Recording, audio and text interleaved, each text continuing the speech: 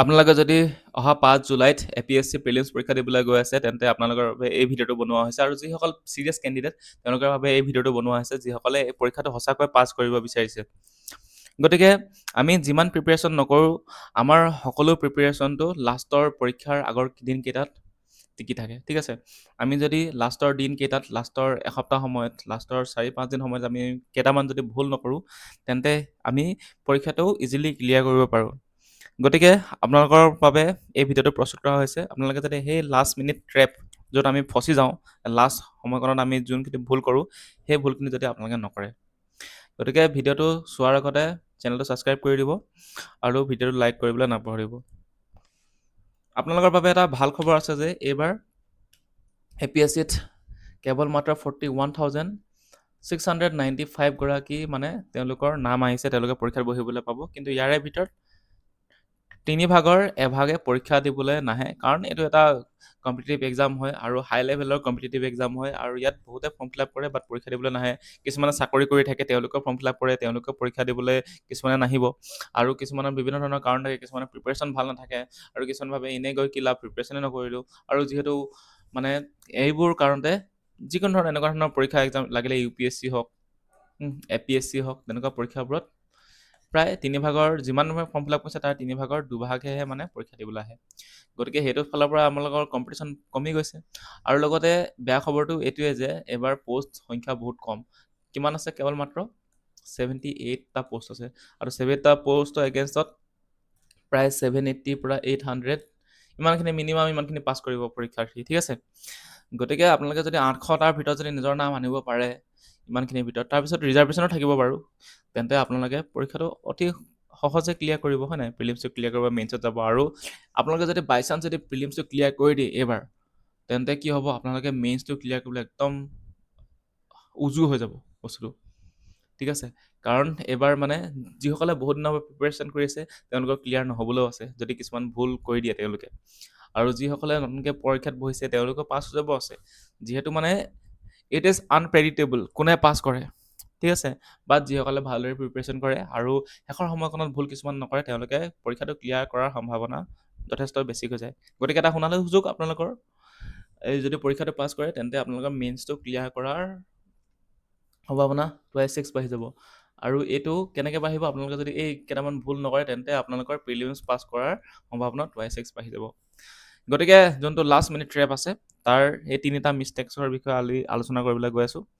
তো প্ৰথমটো হৈ গৈছে নতুন কিতাপ পঢ়া।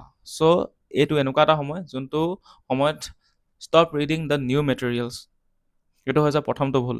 গতিকে প্ৰথমটো ভুল হৈছে নতুন কিতাপ বা নতুন মেটেৰিয়েল পঢ়াটো ভুল।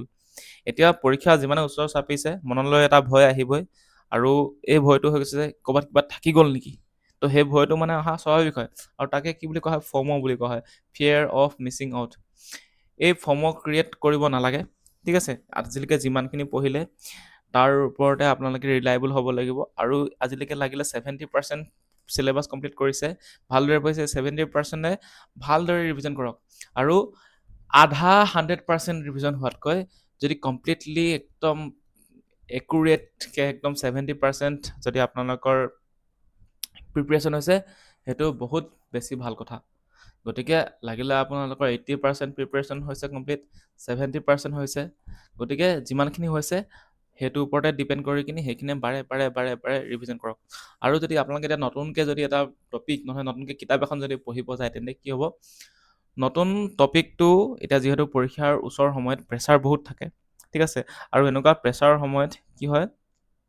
নতুন যদি কিতাপ পঢ়ে, তেন্তে সেইটো আমাৰ ব্ৰেইনটোৱে ভালদৰে কেপচাৰে নকৰিব, ঠিক আছে? নতুন পৰীক্ষাৰ কাৰণে এতিয়া নতুনকৈ যদি পঢ়োঁ এসপ্তাহ আগত, তেতিয়াহ'লে নতুনখিনিতো মনত নাথাকেই। যোনখিনি আমি পুৰণি যদি পাহৰিছিলোঁ, সেইখিনিও আপোনালোকৰ আধা প্ৰিপেৰেশ্যন হৈ যাব। মানে কমপ্লিট একুৰেট নহ'ব মানে। এতিয়া পৰীক্ষাটো পাছ কৰিবলৈ আপোনালোকক কিমান লাগে? 200 নম্বৰৰ ভিতৰত প্ৰায় 190 to 100 নম্বৰ লাগে, হয় নাই? তো গতিকে আপোনালোকতো 100 to 200 ভিতৰততো 180, 170 তেনেকুৱাতো নালাগে ন? আপোনালোকৰ 90 to 100 লাগে। গতিকে যিমানখিনি প্ৰিপেৰেশ্যন কৰিছে, সেইখিনিৰ ওপৰতে আপোনালোকে নিৰ্ভৰ কৰি সেইখিনি ৰিভিজন কৰক। আৰু নতুন কিতাপ পঢ়াৰ পৰা এতিয়া দূৰত থাকক। যদি পঢ়ে তেন্তে ফমো ক্ৰিয়েট হৈ যাব। ফমৰ কাৰণে আপোনালোকে নতুন কিতাপ পঢ়িব আৰু তাৰ লগতে সেই লাষ্টৰ 2 দিন আৰু ফমো হৈ যাব, বেছিকৈ পঢ়িব চাব, বেমাৰ হৈ যাব, খতম কাহিনী। নেক্সট হৈ গৈছে আপোনালোকে যোনখিনি মাৰাথন ক্লাছ দেখি পাব ইউটিউবত, ঠিক আছে, সেই মাৰাথন ক্লাছবোৰৰ পৰা দূৰত থাকক। মই নিজেও ইউটিউবত ভিডিঅ' প্ৰস্তুত কৰোঁ, কিন্তু মই নিজে মানে ভিডিঅ' প্ৰস্তুত কৰোঁ যদিও কৈছোঁ, কিন্তু লাষ্টত 10 hours মাৰাথন আছে, তাৰপিছত আছে আপোনালোকৰ কি 6 hours মাৰাথন। এই মাৰাথনবোৰৰ পৰা দূৰত থাকক। এইটোৱে কেৱল এটা মগজুত সন্তুষ্টিহে দিব পাৰিব যে আমি প্ৰিপেৰেশ্যন কৰিছোঁ, বাট ৰিয়েলি ইট ডাজন্ট ৱৰ্ক, ঠিক আছে। যিসকলে পৰীক্ষাত সফল হয় তেওঁলোকক আপোনালোকে সুধিব তেওঁলোকে লাষ্টৰ সময়ছোৱাত মাৰাথন পঢ়িছিলে নে নপঢ়িছিলে। যোনে মাৰাথন পঢ়ি কিনি পৰীক্ষা দিব যায় তেওঁলোকে মানে কি ক'ব, উফ এইটো মই দেখিছিলোঁ পাহৰি গ'লোঁ, এনেকুৱা ধৰণৰ পৰীক্ষাত আহিব। এনেকুৱা ধৰণৰ কথাবোৰ পৰীক্ষাত আহিব, আপোনালোকৰ একো ইয়াৰ পৰা সুবিধা নহয় মাৰাথন পঢ়িলে। আৰু আপোনালোকে যদি কেৱল পেছিভ ৱাচিং কৰে, অকল স্ক্ৰীনলৈ যদি চাই থাকে, তেন্তে সেইটো একচুৱেলি আপোনালোকৰ ব্ৰেইনটো কষ্টই নাপায়, একো মানে সেই ব্ৰেইনটোৱে ব্ৰেইনিঙে নকৰে। গতিকে সেইটো দ্বিতীয় ভুল। গতিকে স্ক্ৰীনত কোনোবাই যদি 10 ঘণ্টা MCQ যদি চাই থাকে, সেইটো এটা মনলৈ ভুৱা সন্তুষ্টি আহিব পাৰে যে আপুনি পঢ়িছে, কিন্তু আচলতে সেইটো আপোনাৰ মগজু একো কষ্ট যিহেতু কৰা নাই আৰু সেইটো পৰীক্ষাত আপোনালোকে ৰিকলো কৰিব নোৱাৰে। গতিকে এই 10 ঘণ্টা স্ক্ৰীনৰ সন্মুখত বহাতকৈ যিমানখিনি পাৰে আপোনালোকে নিজে পঢ়ক, লাগিলে ডিজিটেল স্ক্ৰীণতে পঢ়ক, লাগিলে কিতাপ পঢ়ক, নোটছ যিহেতু যোনখিনি বনাইছে সেইখিনি পঢ়ক। গতিকে 10 ঘণ্টা এনেকৈ স্ক্ৰীণৰ মুখত বহি চাই থকাতকৈ আপোনালোকে লাগিলে 5 ঘণ্টা নিজে পঢ়ক, ঠিক আছে। আপোনালোক নিজে পঢ়িলে কি হ'ব, আপোনালোকৰ ব্ৰেইনটোৱে ব্ৰেইনিং কৰিব, কাম কৰিব ভালদৰে, বস্তুবোৰ মনত থাকিব। গতিকে আৰু পৰীক্ষাত আপোনালোকৰ তেতিয়া ষ্ট্ৰেছ যিমানে হ'লেও মানে ব্ৰেইনটোৱে ধুনীয়াকৈ কাম কৰিব আৰু আপোনালোকে পৰীক্ষা আনচাৰবোৰ কৰিব পাৰিব।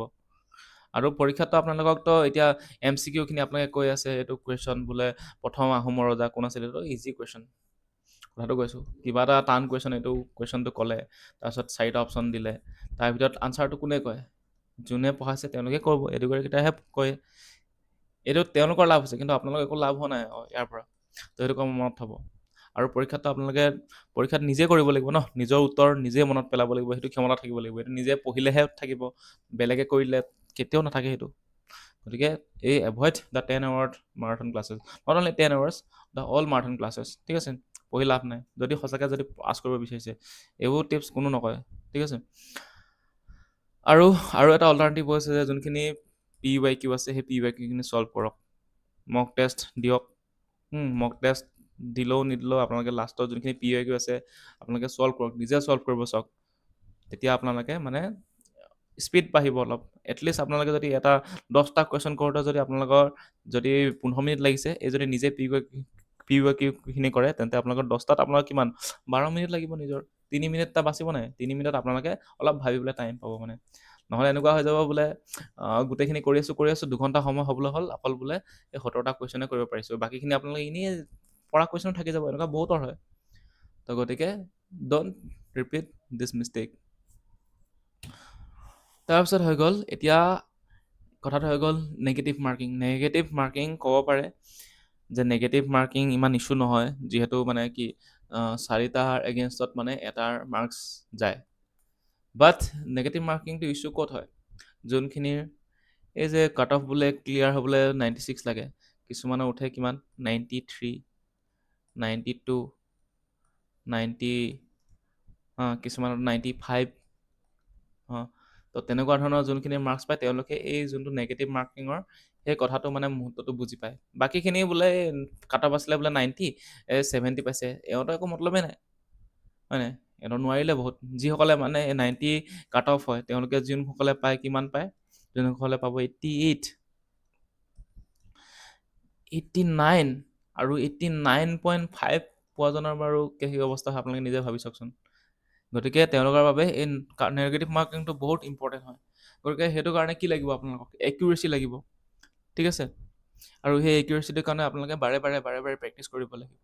আৰু তাৰ কাৰণে নেগেটিভ মাৰ্কিঙৰ পৰা বাচিবলৈ কিছুমান এলিমিনেশ্যন মেথড আছে, সেই এলিমিনেশ্যন মেথড ইউজ কৰক, ষ্ট্ৰেটেজি কিছুমান ইউজ কৰক, আৰু ৰিভিজন বাৰে কৰক, তেতিয়া নেগেটিভ মাৰ্কিঙৰ পৰা আপোনালোকে বাচিব পাৰিব। MCQ প্ৰেক্টিচ কৰক, MCQ কৰিলে কি হ'ব, লাগিলে সেই MCQটো নাহকে, সেই MCQ প্ৰেক্টিচ কৰাৰ ফালৰ পৰা আপোনালোকৰ ব্ৰেইনিং হ'ব। আৰু কিছুমান সৰু মিষ্টেক্স এই যোনবোৰ নট কাৰেক্ট বুলি কিছুমান আছে হুইচ ইজ কাৰেক্ট, হা, তেনেকৈ আছে কিছুমান আহে কুৱেশ্যন। কিছুমানে নট কাৰেক্টটো দেখিয়ে নাপায়, এই কাৰেক্টটো মাৰি আহে, এই নট কাৰেক্টটোহে শুদ্ধ আনচাৰ হ'ব লাগে। তো তেনেকুৱা ধৰণৰ ভুলবোৰ আপোনালোকৰ নহ'ব। গতিকে নেগেটিভ মাৰ্কিঙৰ ওপৰত ফ'কাছ কৰক। সকলোৰে বাবে নহয়, যাৰ এই 1 নম্বৰ 2 নম্বৰ 3 নম্বৰ 4 নম্বৰ থাকি যায়, তেওঁলোকে মানে এই যোনটো দুখ, সেই দুখটো মানে ভুগিবলগীয়া হয় নেগেটিভ মাৰ্কিঙৰ। বাকী বোলে 90 নম্বৰ কাট অফ আছিলে বোলে 60 পালে, তাৰতো একো মতলব নাই। যোনে 90 নম্বৰ কাট অফ আছিলে 88 পাইছে, তেওঁলোকৰ মানে এই দুখখিনি হয় নেগেটিভ মাৰ্কিঙৰ। গতিকে এইখিনিৰ পৰা বাচক। এই তিনিটা যদি ভুল নকৰে, আপোনালোকে পৰীক্ষাটো যদি আজিলৈকে ভাল প্ৰিপেৰেশ্যন কৰিছে আৰু 7 দিনত আপোনালোকে গোটেইখিনি এই কামখিনি কৰক, ক্লিয়াৰ কৰাৰ সম্ভাৱনা পৰীক্ষাটো 2x বাঢ়ি যাব। ঠিক আছে? আৰু নিজৰ যোনখিনি প্ৰিপেৰেশ্যন কৰিলে বৰ্তমানলৈকে, সেইখিনিৰ ওপৰত বিশ্বাস ৰাখক। ঠিক আছে? আৰু এইটো এটা সোণালী সুযোগ হয়। আপোনালোকে এবাৰ যদি প্ৰিলিমছ ক্লিয়াৰ কৰে, তেন্তে আপোনালোকৰ মেইনছ ক্লিয়াৰ কৰাৰ সম্ভাৱনা 2x বাঢ়ি যাব। এইখিনি কোৱা কথা নহয়, কাৰণ এবাৰ বহুত ছিৰিয়াছ কেণ্ডিডেট নাইয়ে, বা ছিৰিয়াছ কেণ্ডিডেট বহুত কম। যিমান দেখিছোঁ মানে এবাৰ ছিৰিয়াছ কিয় নহয়, কাৰণ পষ্ট বহুত কম দিছে, কিন্তু সেইটোতে আপোনালোকৰ চান্স তাতে বনিব। য'ত পষ্ট কম আছে বুলি, য'ত কম্পিটিশ্যন মানে কি হ'ব, কম্পিটিশ্যনটো হ'বই, কম্পিটিশ্যন নোহোৱা নহয়, কিন্তু আপোনালোকে মানে যিমানখিনি কষ্ট কৰিছে, সেইখিনি যদি ভালকৈ এতিয়া যদি কৰে প্ৰিপেৰেশ্যন, তেন্তে আপোনালোকৰ ক্লিয়াৰ কৰাৰ সম্ভাৱনা বাঢ়ি যাব। আৰু এবাৰ ছিৰিয়াছ কেণ্ডিডেট যিহেতু কম, গতিকে চান্স আছে এবাৰ, ভালদৰে যদি প্ৰিপেয়াৰ কৰিছে। গতিকে সেইটোৱে, নিজৰ ওপৰত বিশ্বাস ৰাখক। আজিলৈকে যিমানখিনি প্ৰস্তুতি কৰিছে, প্ৰস্তুতিখিনি আকৌ এবাৰ ৰিভিজন কৰক। ঠিক আছে? নতুন বস্তু পঢ়িব নালাগে। তাৰপিছত নেগেটিভ মাৰ্কিঙৰ ওপৰত ফ'কাছ কৰক, কেনেকৈ একিউৰেচি আনিব পাৰে। আৰু লগতে যোনখিনি মাৰাথন ক্লাছ, সেইখিনিৰ পৰা বাচক। এইখিনি যদি কৰে, আপোনালোকে পৰীক্ষাটো ক্লিয়াৰ কৰাৰ সম্ভাৱনাও আছে। আৰু আপোনালোকে যদি ভালদৰে যদি এতিয়া মাৰাথন মানে কি, ৰিভিজনেল যদি আপোনালোকক কৰিবলৈ শেষৰ সময়কণত আছাম কাৰেণ্ট এফেয়াৰ্ছ লাগে, তেন্তে আমাৰ এই ই বুকখন কিনিব পাৰে। তাত আপোনালোকে গোটেইখিনি পাই যাব। ঠিক আছে? আপোনালোকে ই বুকখন কিনি নিজে পঢ়ক। নিজে পঢ়িলে ব্ৰেইনিং হ'ব, বেলেগ ইউটিউব ভিডিঅ' চাই থকাতকৈ।